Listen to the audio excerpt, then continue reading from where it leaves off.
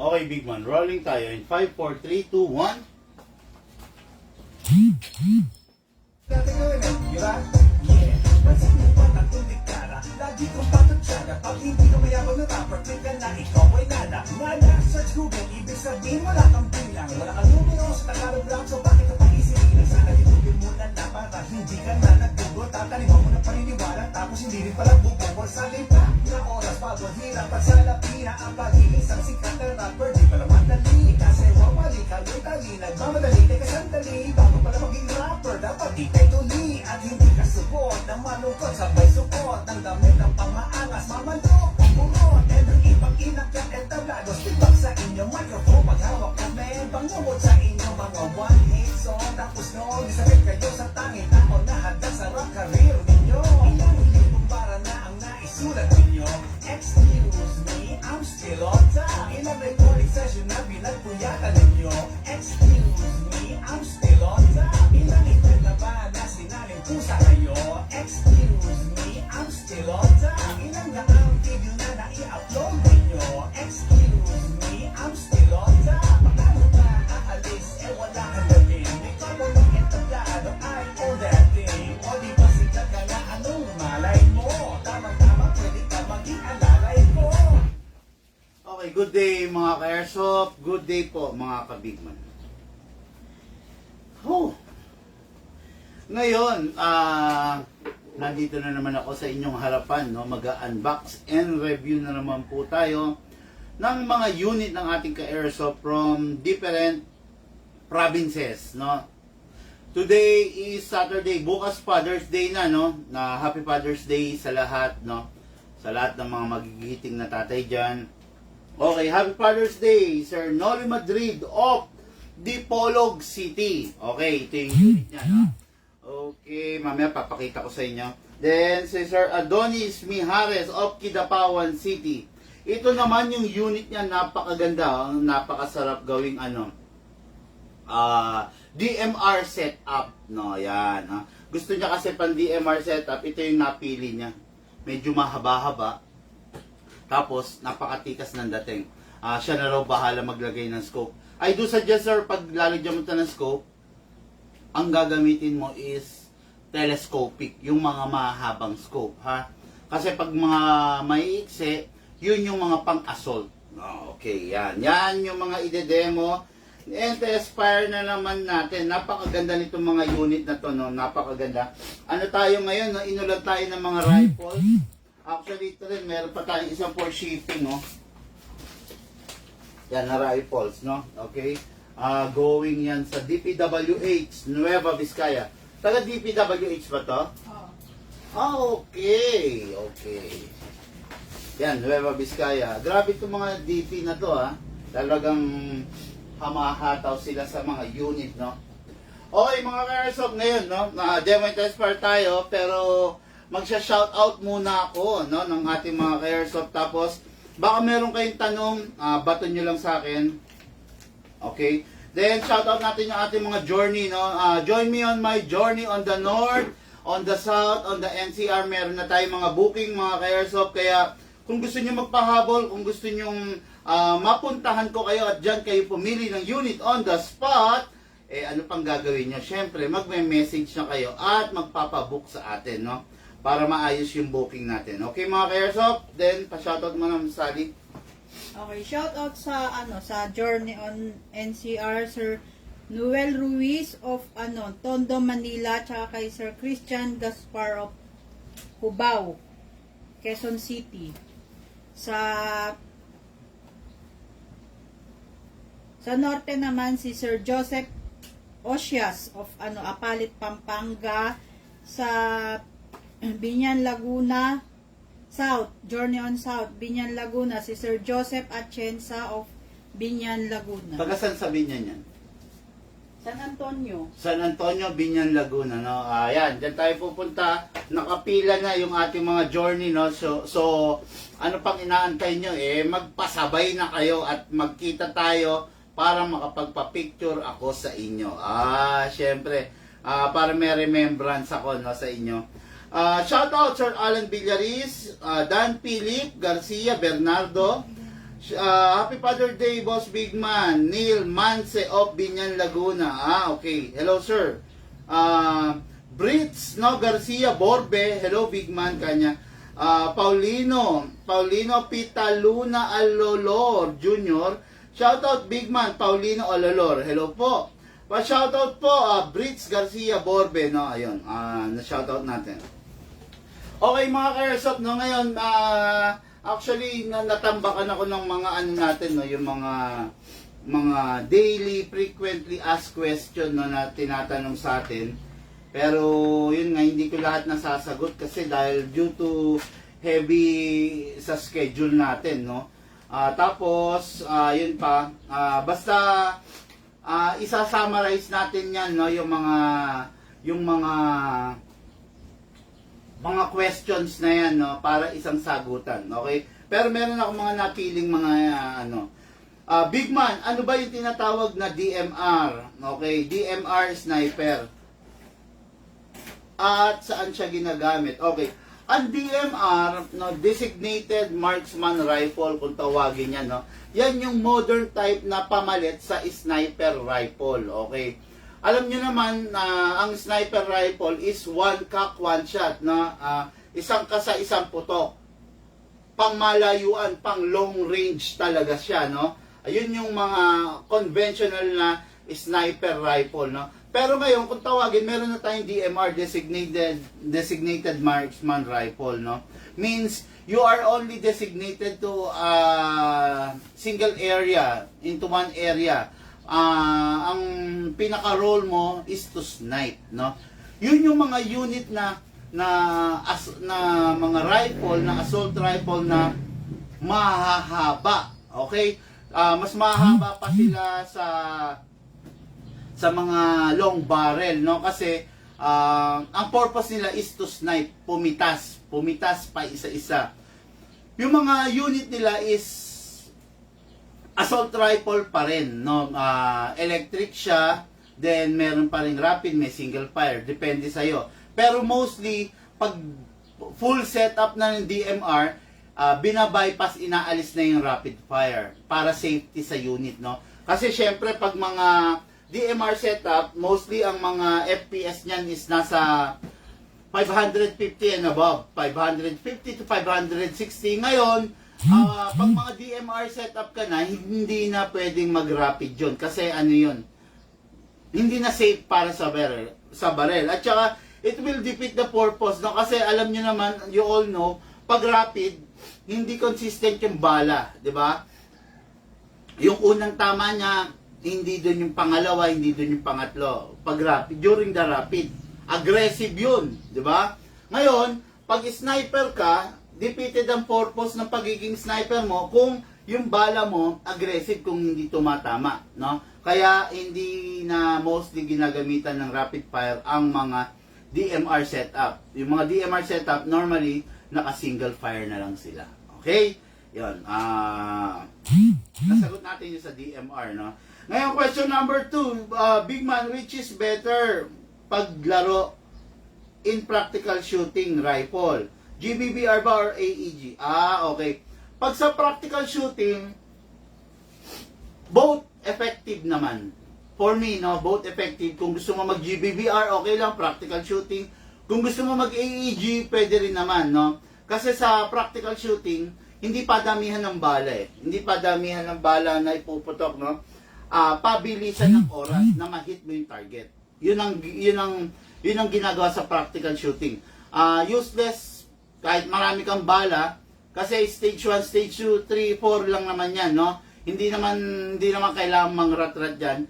Mas maganda pa nga pag single fire. So, pwede sa practical shooting, for me, opinion ko to pwede sa practical shooting ang rifle na GBBR and AEG, no? Pero kung sa, let's say, sa real war game, for me, medyo laglag ang GBBR, no? Kasi unang-una, in terms of FPS, kasi, syempre, malalakas yung mga AEG, di ba? Si GBBR, 400 to 450, ganun lang. Paano kung ginamitan kang AEG na 470, 500, 550? Lugi-lugi ka, di ba? Tapos sa bala, si AEG is 300 rounds, while si GBBR is 30 rounds. Kumbaga, talo ka kagad sa bala pa lang, no? Yung papakawalan niyang bala, 300, ikaw 30 lang. Kailangan marami kang magazine. Ayun, no? Ayun, nasagot natin question number 2. Question number 4. Bakit hindi pwedeng gamitan ng 14 kg ang mga John Wick? Akala ko ba high-end sila? Okay. Mga ka-airsoft, no, ang John Wick, nasa high-end category yan, no? Pero talagang ano lang sila, talagang pang 12 kg lang sila, no? It is because yung materials na ginamit sa kanila, hindi kasing hard, hindi kasing tindi ng materials dun sa ginamit sa mga unit na pwede sa 14 sa CO2, di ba? Pero huwag kayo maliliteron, hindi porket sinabing 12 kg lang siya is mahina siya. No, hindi ganun yun, no? Actually, ang mga 12 kg, talagang malalakas na sila sa 12 kg pa lang, no? Nagkataon lang na yung iba talagang pwedeng gamitan ng 14 kg ng CO2 para ma-adjust mo yung lakas. Pero huwag kayong malilito na baka ma-misinterpret nyo como 12 kg mahina. Hindi ganun yun, ha? Hindi po ganun yun. Okay? Ngayon, question number 4. Mahalaga ba talaga ang pag-maintain ng silicone oil? Bakit sabi mo, big man, huwag nang i-dismantle ang unit? Yun. Yes, mahalaga po ang paggamit ng silicone oil no, sa unit kasi we all know na anything that grind with each other, merong tinatawag na anong tawag dito? Wear and tear. Napupudpod daw upod. Ngayon, pag walang silicone oil, mas mabilis mapudpod, no? Just imagine, yung kahit kamay mo, pag kiskisin mo, di ba? So, ano mangyayari? Mapupudpod dyan, di ba? Kung pagkikiskisin mo. Pero kung there's something na naglo-lubricate doon sa surface, yung pagkaupod, malelesen. No? Hindi naman totally mawawala kasi part na rin yun, yung pagkaupod, pero malelesen. Imbis na, halimbawa, mapupudpud siya within a year.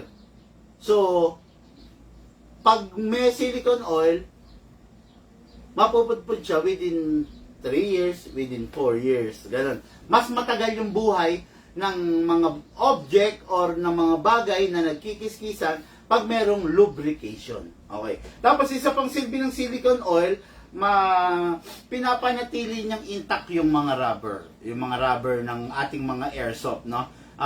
Kaya wag niyong papabayaan sa silicone oil. Mura lang naman ang silicone oil eh. 'Di ba? Mura lang. Tapos kung papabayaan niyo, sayang naman yung unit, 'di ba? Sayang yung yung surface na nakakayod, eventually, luluwag yung unit nyo, tapos yung mga rubber o-ring ninyo, lulutong ng lulutong. Kaya yun ang iwasan nyo, yun ang iwasan natin. Okay?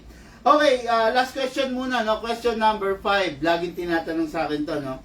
Which is better, GBBR or AEG? Okay. Lagi nang tinatanong sa akin yan. Isa lang naman ang sagot ko dyan. Depende sa iyo, depende sa pagkatao mo, depende sa paggagamitan mo. Okay? Halimbawa, for me, best talaga ang GBBR pag-collect. Then, Sunday stress reliever, ikaw gagamit ka, magpa-practical shooting ka sa range or sa bahay nyo. Yun, the best for me ang GBBR for that, no? Hindi ko lang naman masasuggest kasi si GBBR. Although may mga gumagamit naman, no, wala naman tayong against doon. May mga gumagamit naman sa field, sa game site ng mga GBBR, pero mas marami pa rin talaga, no? Tanggapin natin, mas marami pa rin yung gumagamit ng AEG kaysa sa GBBR, no? Kasi nga unang-una, maintenance wise, mas madaling i-maintain yung AEG kasi unang-una maraming pyesa, marami kang makukuhaan. Compare sa GBB naman talaga, no, na tanggapin natin, magalit man kayo or hindi, pero sasabihin ko lang ang totoo, mas marami talagang pyesa ang AEG. Alam naman nila yan, natanggap nila yan, compare sa GBBR. Yun lang, no? Tapos, last question. Big man, grabe tong question na to, ha? bakit ako kukuha sa iyo at bakit hindi sa iba? Grabe yung question, no? Tindi, no? Bakit ka kukuha sa akin? Kasi legit ako. Bakit ka kukuha sa akin? Kasi legal ako. Bakit ka kukuha sa akin? Kasi nagbabayad akong tax. Bakit ka kukuha sa akin? Kasi may papers ako. Bakit ka kukuha sa akin? Kasi kaya kong ibigay yung satisfaction na hinahanap mo. Ayan. Bakit ka kukuha sa akin? Kasi lifetime service warranty ako. At bakit hindi ka kukuha sa iba? Kasi choice mo na kumuha sa akin. Yan. Ano yan? Ang ganda ng sagot, no? Bakit hindi ka kukuha sa iba? Kasi mas ginusto mo na kumuha sa akin. Di ba? Ayan. Yun lang yun, mga ka-airsoft, no? Medyo sensitive yung tanong. Pero, yun. Kumbaga, manood ka ng mga vlog namin, manood ka ng mga vlog ko, tingnan mo kung legit ako. Everyone, bawat isa sa atin merong karapatan, paano ba sabihin to? Merong kalayaan, no? Kasi celebrate lang natin yung Independence Day, no? Yun, bawat isa sa atin may kalayaan na kumuha kahit kanino. Kay seller A, kay seller B, kay seller C, kay seller D. Pwede kang mamili. Depende sa ganda ng mai-offer sa'yo. Depende sa unit na mai-offer sa'yo. Kung bagay ba sa'yo, no? Yun naman, halos lahat na seller, ganyan naman ang pananaw, di ba? Kung gusto mo, kumuha ka. Kung ayaw mo, humanap ka ng iba. Parang gano'n, no? Ngayon, yung tanong lang doon, bakit ka kukuha kay Big Man? Kasi, kukuha ka kay Big Man kasi choice mo, option mo, at ginusto mo na kumuha kay Big Man. Yan, okay, no? Okay, mga ka-airsoft, special Father's Day promo natin, no?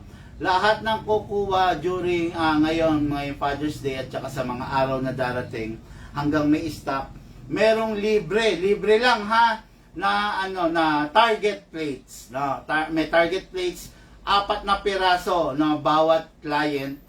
Bibigyan natin ng target plates, metal yun na tick. Yun, para pagsuporta sa ating mga ama ng tahanan, no, na ngayon ay sineselebrate. Okay? Yan. Pagsuporta yun. Free yun. Mula sa inyong lingkod, Big Man, no? Ipi-free natin yun. Okay? Asan na yung ko? Ayun. Okay, unboxing review na tayo, no? Sir Noli Madrid of Dipolog City. Ito yung unit mo. Okay, what good? Lapit mong konti camera, Ma'am Sal.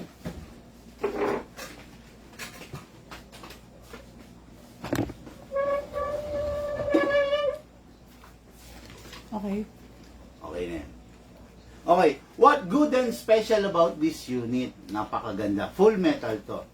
Okay, battery operated na unit. Okay, then, kung makikita nyo yung rail niya sa harap, Daniel Defense inspired yan. Okay, napakadami niyang rail, no? Ayan, no? Quad rail kung tawagin. May rail dito, may rail dito, may rail dito, may rail dito. Okay, ngayon, yung rail na yan, para saan ba yan? Para yan sa mga accessories. Halimbawa, gusto mo siyang i-set up, lagyan ng flashlight, laser, blue light, scope, tapos basta, lahat ng abubot na pwede mong ilagay, choice mo naman yun depende sa'yo. Kung gusto mong lagyan ng mga abubot, okay lang. Kung less abubot ang gusto mo, okay lang, no? Basta yung rail na yan, dyan nilalagay yan. Okay? What good and special about this, mga ka-airsoft? Folded, napo-fold ang rear sight at saka ang mga front sight niya. Yan, ayan, napo-fold, di ba? Depende sa'yo, nakakalibrate din yan into 0. Depende sa'yo kung ano yung sight mo, 12 o'clock, 6 o'clock, di ba? Ganon. Okay, then, ang AEG number 1 rule, hindi na kinakasaha. Yung iba, umaarte pa na akala mo action star. No? Hindi na kinakasa rito. Okay? Hindi kinakasa. Bakit Big Man? Bakit pakailamero ka kung gusto ko isa? Kasi mga ka-airsoft, no, pag kinakasakasan nyo pa rito yan, may spring yan. Yung spring at saka yung guide at saka yung stopper, pwedeng maputol yung pwedeng masira. Hahatak nyo, lalo na kung napalakas kayo. At pag ginasan nyo, bumubukas yan. Ayan, bumubukas yan. Ayan, no? Okay. Ngayon, pwedeng pasukan nyo ng mga foreign elements like bibis, insekto, or mga bato-bato.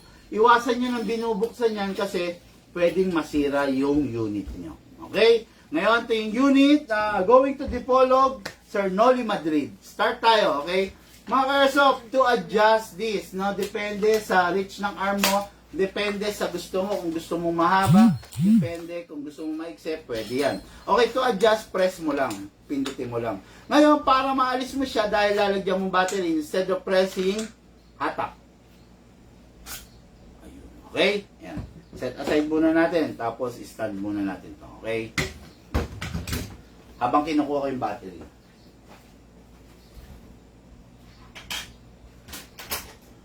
Okay, ang mga ka-airsoft, ang battery natin is LiPoly.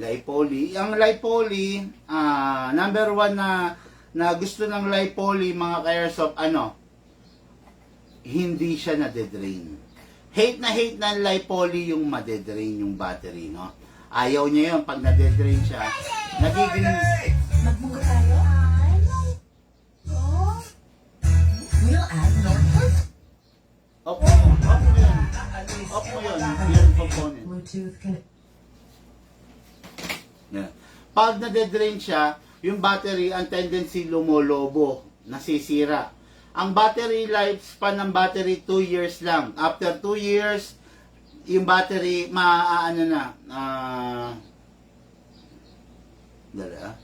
Yan. After 2 years yung battery masisira na. Parang siya parang naka-program lang siya talaga na magtagal ng 2 years, no. Bawat full charge ng battery 2 hours lang, no. Ngayon, after 2 hours bunutin mo muna kung napuno, good, kung hindi, okay lang. Tapos yung isang full charge ng battery is good for 10 magazine. Bawat isang magazine is 300 rounds. Okay? Yan ngayon, pasok natin dito, mga ka-airsoft ha. Dito. Takid lang natin, ayan yung plug. Yan. Okay, yan. Okay, plug din. Pasok lang natin yung battery dito sa tube. Okay, then, plug natin. Ayan. Okay, ngayon, single fire. Then, rapid fire. Ayan, napakaganda, di ba? Ito yun, may switch dito, may selector dito. Ayan, ha. Ayan, pag nakaganto, safe yan. Hindi nyo mapapaputok. O, ayan, ha. Pag ganito, single fire, bababa nyo lang to, mga ka-airsoft. 12 o'clock. Ayan, 12 o'clock, rapid fire. Then rapid fire, 3 o'clock. Ayan, okay. Ngayon, kunin natin ang magazine natin. No? Ang magazine natin, ganito, 300 rounds. Binubuksan lang dito sa ibabaw para ibubuhos mo yung bibis dyan. After nun, isasara mo na. Okay, tapos, yung magazine natin, kinakamot dito sa ilalim. Ayan. Kakamutin para yung bibis na inilagay mo, maipanik niya, maitulak niya papunta dun sa unit. Okay? After that, hindi ko nalalagay ito ha. Mamaya na lang. After that, pasok. O, yan. Then, kamot. Then, single fire. Then, rapid fire. Kamot. Kinulang. Okay, rapid fire. Okay, diba? Sarap, no? Kaya lang, sana maipakita ko sa inyo yung tina-target ko, kaya lang, nandito lang kasi tayo sa shop, no? Kaya, medyo hindi ko maipapakita, no? Pero, pag naman lumabas ako kasi ng bahay, yung mga aso, maingay, diba? Pero, yan ako, subukan ko, dali. Total, meron naman tayong itatalikod ko na lang.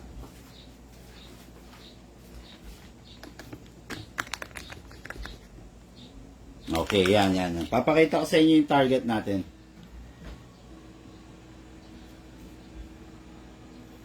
Yan. Para makita nyo. Okay, yan. Yun, okay.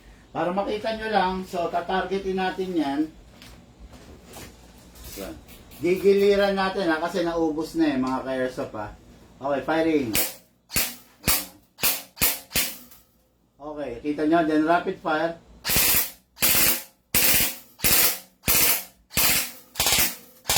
Yun. Ubos na. Okay, sige pa yung big man. Barilin natin.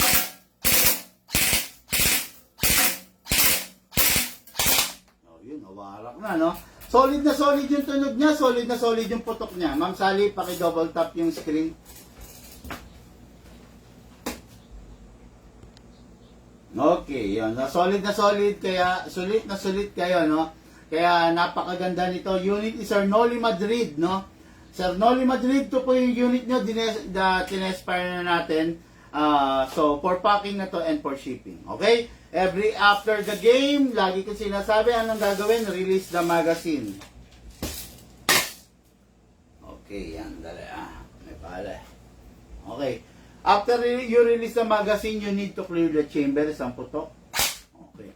After you clear the chamber, you need to rest the spring. Lagay lang sa rapid fire. Then press it 1 seconds. Mga 4 shots yan. Then single. Then safe.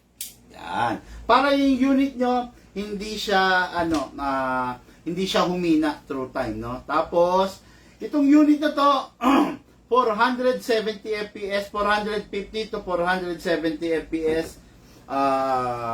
Kung gusto nyo i-downgrade, pwede. Safe siya up to 550 FPS, no? Kung gusto nyo i-upgrade pala. Kung gusto nyo i-downgrade, okay lang rin, palit lang rin ng spring. Okay? Unit mo, Sir Noli Madrid of Dipolog City. Ito na po yung unit mo. Ready na for shipping. Ipapak na lang po. Okay, Ma'am Sally. Okay, next unit, no? Ito, bihirang-bihira ito na makita nyo yung Lancer Tactical na, na assault rifle na pwedeng gamiting DMR, no? Pwedeng gawing DMR, maghahaba lang siyang konti ng suppressor. By the way, no, naka-inner barrel yan, na-upgraded na yan. Ayan, tingnan nyo. Yung inner barrel, ayun, no, yung tanso nandun sa loob, di ba? Yung iba kasi, maglalagay ng suppressor pero hindi naka-inner barrel, no? Parang muffler ang dating. Pero ito, upgraded na to, naka-inner barrel na to. Okay? Kumbaga palit na yung inner barrel niya ng mahaba, hindi na yung ordinaryo. Ayan, no? Yan, no? DMR setup ang gusto ng ating boss, kaya itong nagustuhan niya. Ang ganda, oh. Yan, kita nyo. Ayan. Yan. Okay din siya pang assault. Okay din naman. Kaya lang, ang problema lang rito, syempre, medyo mahaba ng setup niya. No? Depende sa'yo, pwede mong alisin yung suppressor, kaya lang magpapalit ka, kailangan meron kang mas maiksing, ano ba you call this? Inner barrel. Okay? Kasi mahaba na yung dating niya. Ayan, no? Oh, game. Oh. Just imagine, ganyan ka, di ba? Ang laki na nakausli, no? Pero, depende nga, sabi ko nga sa inyo, unit, depende sa purpose, depende sa paggagamitan nyo. Ito, okay pa rin pang assault, pero mas the best na siya for DMR kasi mahaba na siya. Okay? Ganun pa rin, fully na-adjust din yan yung bat. Paano ba? Ayun, ayun. Ito. Yan. Yan, no? Hindi pala na-adjust, sorry. Nabubunot. Okay. Yun, yan. Depende sa'yo. Ayan, o. Press mo, stage 1. Yan, stage 1, stage 2. Stage 3. Diba? Depende kung gusto mong mahaba. Stage 4, yun na yung mabubunot mo na siya para mailagay yung battery. Lagay natin.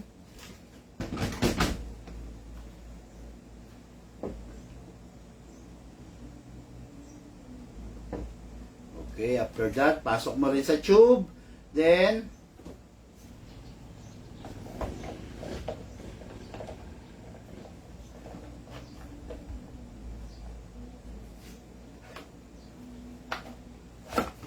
yun.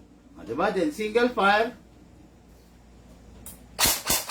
Rapid fire. Yun. Ganda, diba? Okay. Mga airsoft, tignan nyo, napakalupit niya, no? Napakaganda. Ang lapad nun dito, no? Tapos makikita nyo, meron pa siyang lalagyanan ng magazine. Pwede siyang, kasi pag DMR ka naman, hindi ka naman raratrat, di ba? Hindi mo kailangan ng magmahabang magazine, di ba? DMR ka nga eh. Ayan, DMR ka. Kahit maiksi lang. Ito kasi magazine na to, maximum of 50 rounds lang ang mailalagay mo rito. So, okay naman, kahit 50 rounds lang kasi DMR ka, sniper ka, di ba? Gagamitin mo siya pang snipe. Pero, may option ka rin na gumamit ng conventional magazine na mas marami ang laman, di ba? Ayan, nalagay na natin ang battery. Ulitin ko, ang isang battery good po only for 2 years. After 2 years, magpapalit ka na. Tapos, ang isang full charge na good only for 10 magazine. Yan. 10 magazine ang assault. Pero kung ang magazine mo ganito, mas marami. Di ba? Mas marami yan, no? Kasi, ano to eh, kumbaga 50 rounds lang to eh. Mas maraming magazine, no? Okay, pasok natin. Kamot. Okay, firing. Sarap, grabe. Pakita ko ulit sa inyo.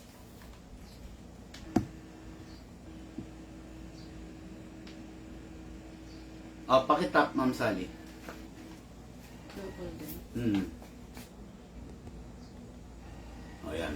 Ayan guys ha. Papakita ko sa inyo. Okay. Single fire muna tayo. Single fire. Okay.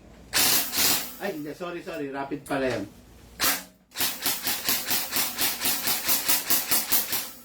Sarap, di ba? Ngayon try natin yung rapid fire doon sa baba. Ay, pinapos ng kamot. Rapid fire ulit.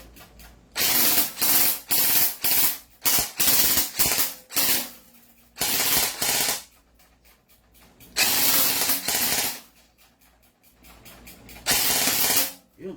Okay. Woo! Napakasarap, napakaganda. Pa-double tap ang Sally. Double tap. Okay, okay. Itong unit na to, unit to ni Sir Adonis Mijares of Kidapawan. Napakaganda, napakasarap. Mataas yung rate of fire niya, pwede na. Sa FPS na lang, kasi nasa 480 lang ito eh. No? Nung muling krinono namin to 480. Kung di gagawin mo DMR to, kailangan mag-angat ka 550 to 600 FPS, no? Yan, sa ngayon, pwede mong i-upgrade to. Kaya lang, syempre, I hope marunong naman si Sir mag-upgrade kasi nakakaintindi na siya sa mga airsoft, no? Kasi hindi naman maghahanap ng DMR kung newbie, di ba? Ang hahanapin niya rifle, assault rifle. Pero since naghanap siya ng DMR, I was assuming na alam niya yung hinahanap niya, no? Kaya itong unit na to, bagay na bagay sa'yo, bossing, no? Kaya, may option ka, pwedeng yung ito, may lalagyan dito, may compartment ng magazine dyan, yan. Yan, pwede mo rin ilagay dyan yung malaking magazine, ha? Ito, pakita ko sa inyo.